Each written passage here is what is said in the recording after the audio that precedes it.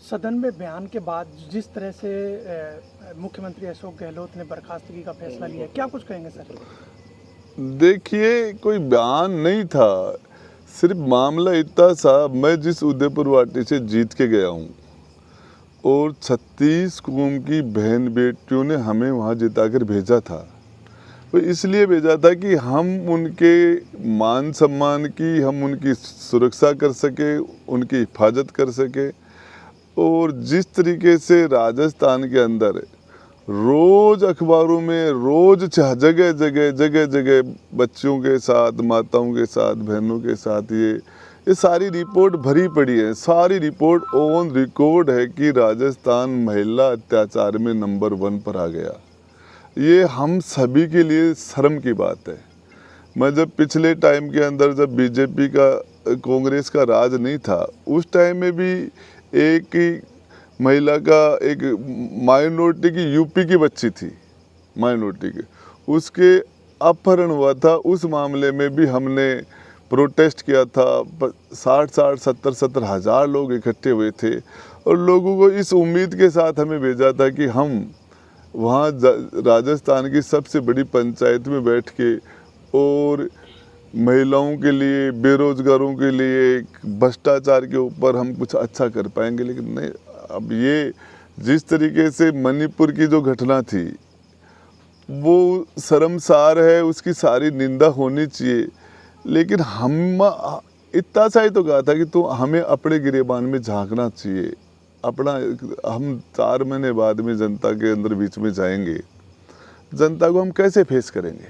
इतनी सी बात थी। हम जनता के सामना होगा तो ये सारी चीज़ें हमारे साथ जुड़ी होंगी। तो हमें इसको ठीक करने के लिए अपना सिर्फ गिरेबान की बात की थी और इतनी कोई बात नहीं थी। सर, सरकार में प्रदेश में लगातार कानून व्यवस्था बिगड़ रही है। दिव्या मदेरणा ने भी कल सरकार पर सवाल उठाए थे कि मैं खुद सुरक्षित नहीं हूं, और जैसे मान लो कि क्राइम के जो आंकड़े आ रहे हैं उनमें भी लगातार वृद्धि हो रही है। महिला अपराध के मामले में प्रदेश है वो नंबर 1 बना है। तो क्या कुछ है इस तरह का कि अपराध पर सरकार अंकुश नहीं लगा पा रही है, बोलने पर इस तरह की कार्रवाई की हमारे लिए शर्म की बात है। हम उस प्रदेश के अंदर आते हैं, उस प्रदेश के अंदर आते हैं, और मैं जिस शेखावाटी से आता हूँ, जिस राव शेखा की जो भूमि है, जो राव शेखा एक महिला के सम्मान के लिए रड़ावता में 3 पीढ़ियाँ एक साथ कट गई थी। एक साथ रड़ावता में 3 पीढ़ियाँ हमारी एक महिला के सम्मान के लिए। हम उस डीएनए से हैं, हमारे अंदर वो डीएनए है। और उसके बाद हम ये सारी चीज़ें लेके हम राजस्थान में आए, तो इसके लिए ये बात रखना तो कोई गुनाह तो नहीं था। और हमने इस सरकार को, जब ये माइनॉरिटी में थी, इस सरकार को मजबूती देने के लिए हमने कोई कोर कसर नहीं छोड़ी। हमारी तरफ से जब भी सरकार पर कोई संकट आया, जब भी कोई दिक्कत आई, तो पूरी ताकत के साथ हम गहलोत साहब के साथ रहे। आपने सरकार बचाने में मदद की थी कि प्रदेश का डेवलपमेंट हो सके, मगर जिस तरह की कार्रवाई की गई है आज, उसको लेकर क्या कुछ कहेंगे सर? मुझे दुख हो रहा है कि जब वो एक डायरी थी वो मैं नहीं निकालता तो आज शायद गहलोत साहब की उसी दिन छुट्टी हो जाती, और आज ये दिन नहीं देखना पड़ता।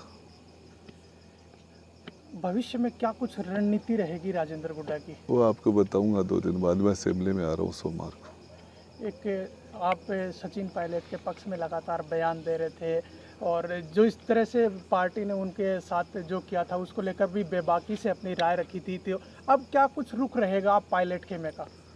पायलट साहब की बात वो नहीं है। हमें जो ठीक लगा, हमें जो सच लगता है वो हम बोलते हैं, और इसी के लिए हम गए थे। जनता ने इसी के लिए भेजा था। राजेंद्र सिंह हुड्डा ऐसा ही है। जब भी कहीं भी किसी भी जगह किसी के साथ अत्याचार होता है, चाहे हमारे डांगावास के अंदर 5-6 दलितों की हत्या हो गई थी, तो वहाँ भी राजेंद्र गुड्डा खड़ा था। जहाँ कहीं कोई अपहरण हुआ, कहीं भी किसी भी जगह, हमारे भूंगरा के अंदर कोई पूरी 38 लोग एक साथ मर गए थे जल के, वहाँ भी राजेंद्र गुड्डा सबसे पहले पहुँचने वालों में था। और किसी भी जगह जब ये है तो अंतरात्मा की आवाज़ पर चलता हूँ, और सच बोलने की सज़ा मिली है मुझे। एक गत दिनों आपने युवाओं को लेकर भी कहा था कि लगातार पेपर आउट हो रहे हैं और प्रदेश का युवा है वो आक्रोश में है और आगामी चुनाव में जो युवा है उसका जो आक्रोश का खामियाजा सरकार को भुगतना पड़ेगा। तो सच्चाई क्या है, मानते ये हैं कि सच्चाई है, ये बिल्कुल सच्चाई है। हमारे नौजवान आत्महत्या कर रहे हैं। मेरे विधानसभा क्षेत्र में मैं आपको आंकड़े दे सकता हूँ, पिछले 2 महीने में 30 नौजवानों ने आत्महत्या कर ली मेरे विधानसभा क्षेत्र में। बेरोजगारी से त्रस्त है, रोज कंपटीशन देते हैं, paper out paper out paper out पे 18 से 36 साल का नौजवान ये पूरा हताशा में जी रहा है और हम इनके लिए कुछ नहीं कर पाए।